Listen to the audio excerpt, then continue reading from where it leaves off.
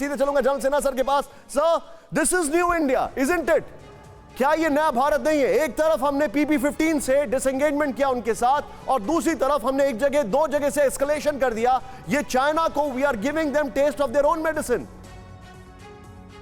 निशान, जय हिंद। जय हिंद सर। मैं तो स्ट्रेटेजिक, जो हमारी स्ट्रेटेजिक इकोनॉमी को बहुत इंजॉय कर रहा हूं। बड़ा इंटरेस्टिंग टाइम है। देखिए, जैसे बता रहे थे, मैं तो ये मानता हूं कि यूनाइटेड स्टेट्स अमेरिका भी यहां पर है, चारों देश हैं। हम आर्मी लेवल के अंदर उनके साथ ज्वाइंट एक्सरसाइजेस कर रहे हैं उत्तराखंड के अंदर। और आपने जैसे बताया कि जापान भी है और ऑस्ट्रेलिया के साथ, तो क्वाड के चारों एक्टिव हैं। इसके साथ आप देखिए, जो हम पुश कर रहे हैं, जो प्रेशर डाल रहे हैं, हम चाहते हैं कि आप अप्रैल 2020 में जाएं नदर्न बॉर्डर के ऊपर में, वो भी ईल्ड करता हुआ थोड़ा दिख रहा है। देखिए, ये पोस्चरिंग नहीं है, ये बहुत बड़ी एक स्ट्रेटेजिक इकोनॉमी के ऊपर में मूव है। लोन देने वाले आपकी मदद नहीं करते, वो लाभ कमाने के लिए देते हैं।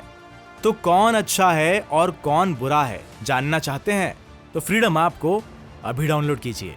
इसको स्ट्रेटेजिक मूव मैं मानता हूं, और मैं ये मानता हूं 21st century of alignment, realignment, और विश्व में शांति उसी समय आएगी जब ये पूरे के पूरे वर्क करेंगे। रूल बेस्ड ऑर्डर ऐसे नहीं आता, हेजमेनिक तरीके से नहीं आता, चाहे वो चाइना हो या कोई और वेस्ट। सर, मैं आपसे एक बहुत स्ट्रैटेजिक सवाल पूछ रहा हूं। चाइना ताइवान में एंगेज है, और हमने यहां पर बे ऑफ बंगाल और डार्विन में अपना बिल्डअप करके क्या उसके सामने एक नया फ्रंट और एक उसके सामने नई टेंशन क्रिएट नहीं कर दी है? एब्सोल्युटली। देखिए, जो डिलेमा ऑफ मलाक्का है, जिसकी बात चाइना करता है, और उनके प्रीवियस प्रेसिडेंट इसके ऊपर में, वो उनके सामने मुंह पाए खड़ा है। किसी भी हालत में मेरा यह मानना है, साउथ चाइना सी में या ईस्ट चाइना सी में जो चाइना करना चाहता है हेजेमोनिक तरीके से बाय प्रॉक्सी, वो हो नहीं सकता। Point taken sir, point taken. मैं आपको रोकूंगा यहां पर। अब हमारे जितने भी दर्शक हैं, अब आज एक अलग एंगल पे हम जा रहे हैं, लेकिन ध्यान से देखिएगा ये खबर। मैं मनीष के पास आने वाला हूं। कीव में हुई कार दुर्घटना में बाल बाल बचे ज़ेलेंस्की, इस वक्त की बड़ी खबर।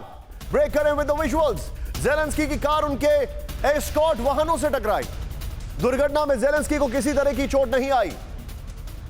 दुर्घटना में ज़ेलेंस्की के ड्राइवर जख्मी हो गए, अस्पताल में भर्ती हैं। युद्ध के बीच कार की टक्कर को लेकर उठ रहे हैं सवाल। यह बहुत बड़ी खबर है। ज़ेलेंस्की की गाड़ी उनके एस्कॉर्ट व्हीकल से टकरा गई, यह कैसे संभव है?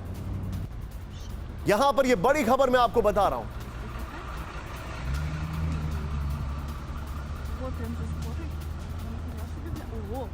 खबर मैं आपको डिटेल में दिखाना चाह रहा हूं, उसके बाद मैं मनीष के पास आ रहा हूं। कार एक्सीडेंट में बाल बाल बचे ज़ेलेंस्की, प्ले ऑन करें। बड़ी इंटरेस्टिंग इंफॉर्मेशन है। कीव में ज़ेलेंस्की का काफिला हादसे का शिकार हो गया।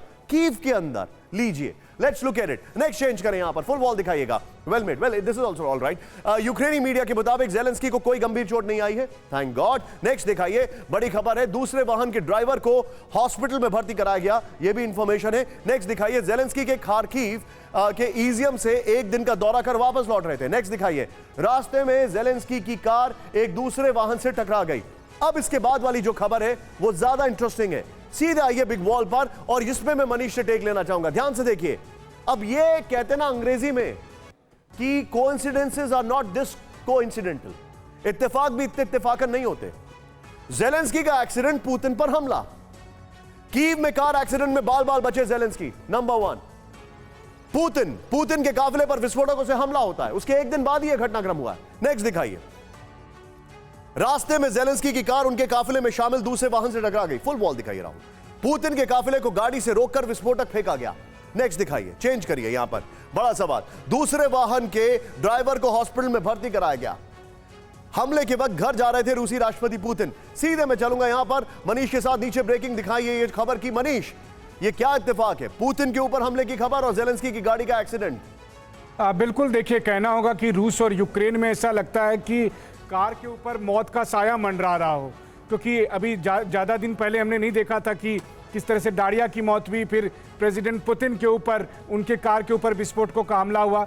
देखिए, चाहे प्रेसिडेंट पुतिन हो या प्रेसिडेंट ज़ेलेंस्की, ये जिन कारों में चलते हैं वो कार बहुत ही हाई टेक्नोलॉजी वाले कार होते हैं, उसमें काफ़ी सारे सॉफ्टवेयर का इस्तेमाल होता है। और वैसी स्थिति में अगर ज़ेलेंस्की का कार अपने ही काफिले के दूसरी कारों से टकरा जाता है तो बहुत हद तक ये भी संभावना रहती है कि कहीं उसके सिस्टम को हैक करके कहीं कुछ साइबर अटैक तो नहीं किया गया, ये मैसेज देने के लिए कि अगर तुम हमारी तरफ देखोगे, हमारे कार की तरफ देखोगे, तो मैं जब चाहूंगा तब तुम्हें तुम्हारी कार में ही मरवा दूंगा।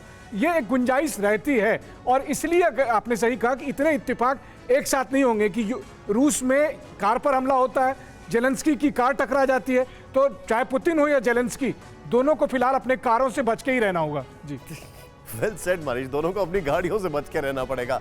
बहरहाल साइकिल चलाने के दिन तो वहां पर है नहीं। लोन देने वाले आपकी मदद नहीं करते, वो लाभ कमाने के लिए देते हैं। तो कौन अच्छा है और कौन बुरा है जानना चाहते हैं तो फ्रीडम ऐप को अभी डाउनलोड कीजिए।